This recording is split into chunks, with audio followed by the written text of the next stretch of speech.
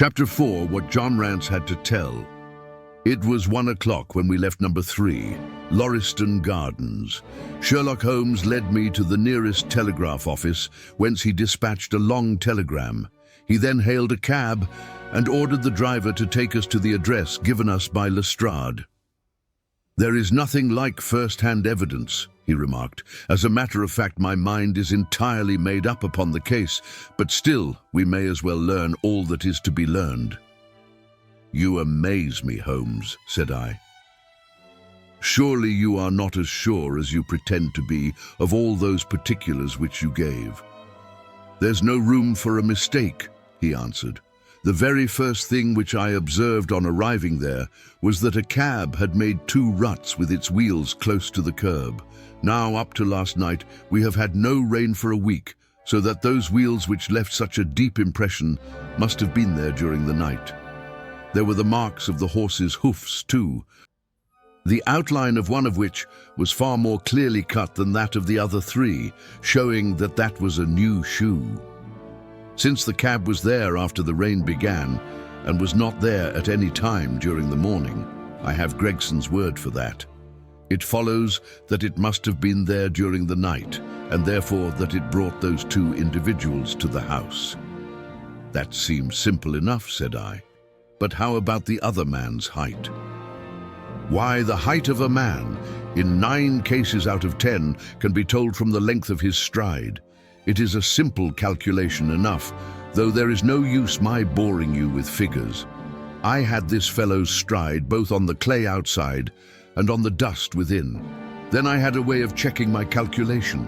When a man writes on a wall, his instinct leads him to write about the level of his own eyes.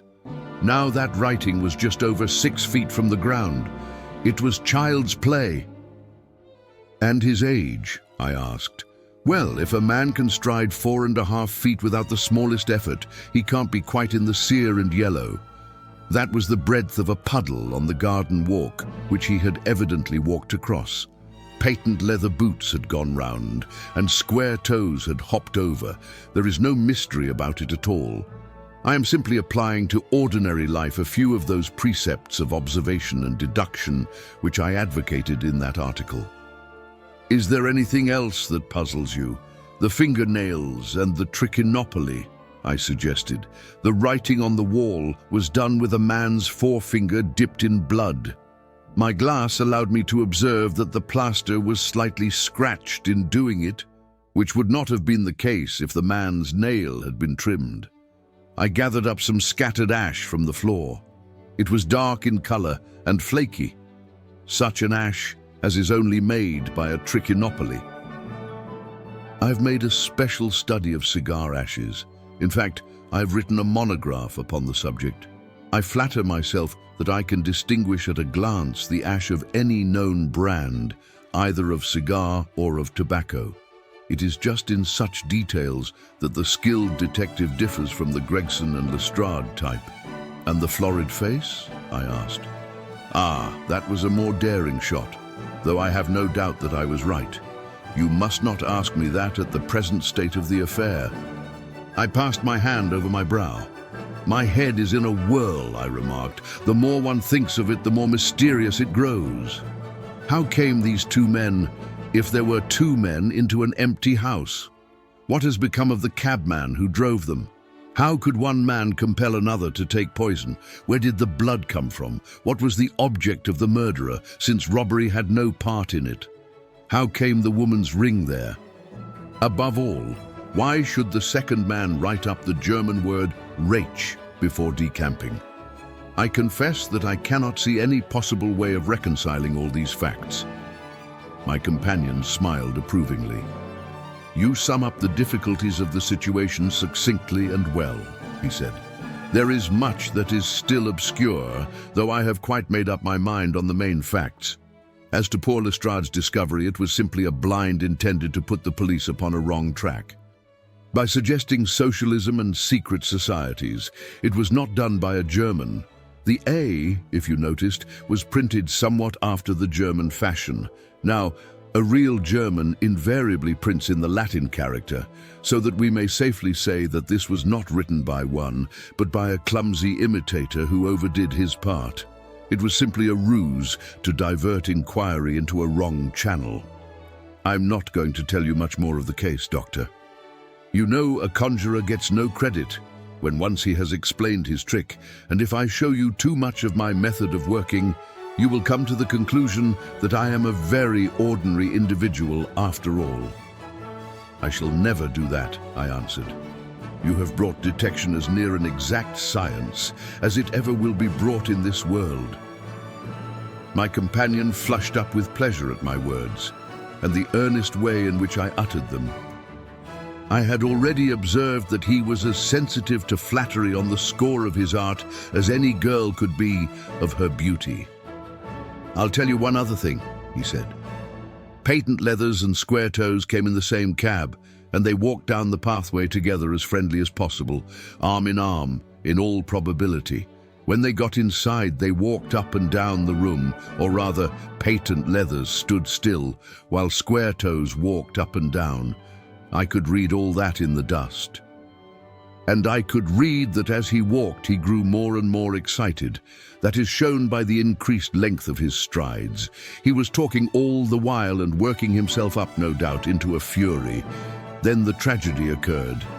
I've told you all I know myself now, for the rest is mere surmise and conjecture. We have a good working basis, however, on which to start.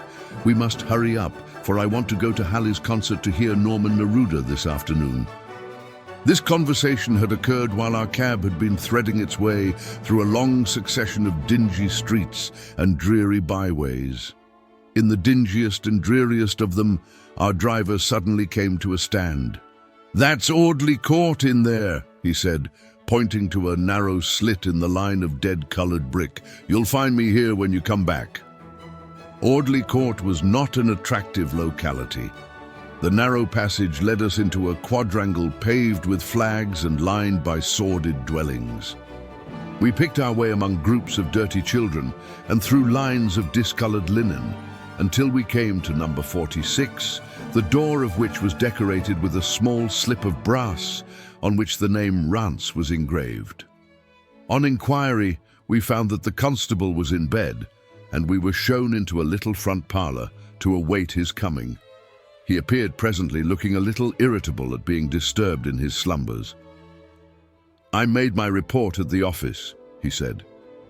Holmes took a half-sovereign from his pocket and played with it pensively.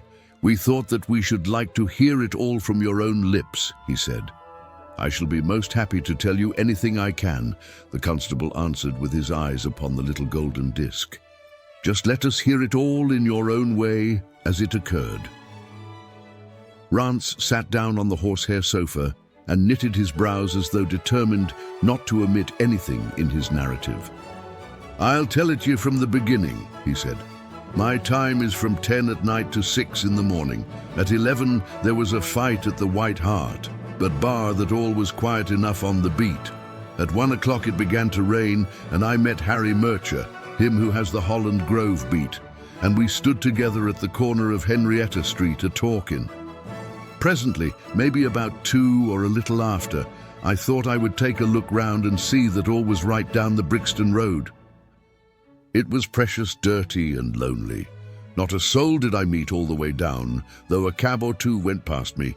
I was a-strolling down, thinking between ourselves how uncommon handy a 4 of gin hot would be, when suddenly the glint of a light caught my eye in the window of that same house. Now I knew that them 2 houses in Lauriston Gardens was empty on account of him that owns them, who won't have the drains seen to. Though the very last tenant, what lived in one of them, died of typhoid fever. I was knocked all in a heap therefore at seeing a light in the window, and I suspected as something was wrong. When I got to the door, "You stopped, and then walked back to the garden gate," my companion interrupted. "What did you do that for?" Rance gave a violent jump and stared at Sherlock Holmes with the utmost amazement upon his features. "Why, that's true, sir," he said, "though how you come to know it, heaven only knows. You see, when I got up to the door, it was so still and so lonesome. that I thought I'd be none the worse for someone with me. I ain't afeard of anything on this side of the grave, but I thought that maybe it was him that died of the typhoid, inspecting the drains what killed him. The thought gave me a kind of turn, and I walked back to the gate to see if I could see Murcher's lantern. But there wasn't no sign of him nor of anyone else. There was no one in the street. Not a living soul, sir, nor as much as a dog. Then I pulled myself together and went back and pushed the door open. All was quiet inside, so I went into the room where the light was a-burning. There was a candle flickering on the mantelpiece, a red wax one, and by its light I saw, yes, I know all that you saw. You walked round the room several times, and you knelt down by the body.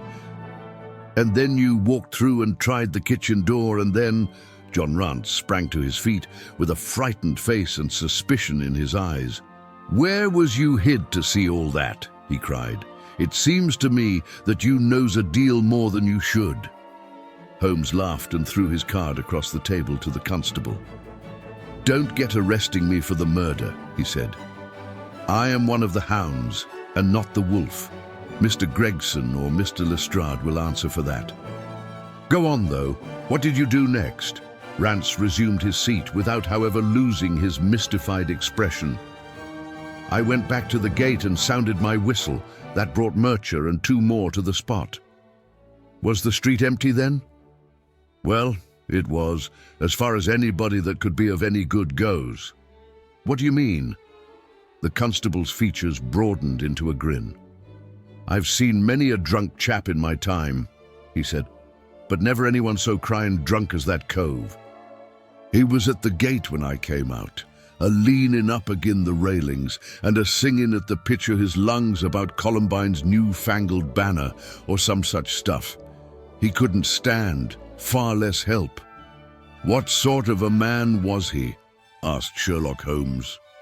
John Rance appeared to be somewhat irritated at this digression. "He was an uncommon drunk sort of man," he said. "He'd have found himself in the station if we hadn't been so took up." "His face, his dress, didn't you notice them?" Holmes broke in impatiently. "I should think I did notice them, seeing that I had to prop him up, me and Murcher between us. He was a long chap, with a red face, the lower part muffled round." "That will do," cried Holmes. "What became of him?" "We'd enough to do without looking after him," the policeman said in an aggrieved voice. "I'll wager he found his way home all right." "How was he dressed?" "A brown overcoat." "Had he a whip in his hand?" "A whip? No. He must have left it behind," muttered my companion. "You didn't happen to see or hear a cab after that?" "No." "There's a half-sovereign for you," my companion said, standing up and taking his hat. "I am afraid, Rance, that you will never rise in the force. That head of yours should be for use as well as ornament. You might have gained your sergeant's stripes last night. The man whom you held in your hands is the man who holds the clue of this mystery, and whom we are seeking. There is no use of arguing about it now. I tell you that it is so. Come along, Doctor." We started off for the cab together, leaving our informant incredulous, but obviously uncomfortable. "The blundering fool," Holmes said bitterly as we drove back to our lodgings. "Just to think of his having such an incomparable bit of good luck and not taking advantage of it." I am rather in the dark still. It is true that the description of this man tallies with your idea of the second party in this mystery, but why should he come back to the house after leaving it? That is not the way of criminals. The ring, man, the ring. That was what he came back for. If we have no other way of catching him, we can always bait our line with the ring. I shall have him, Doctor. I'll lay you 2 to 1 that I have him. I must thank you for it all.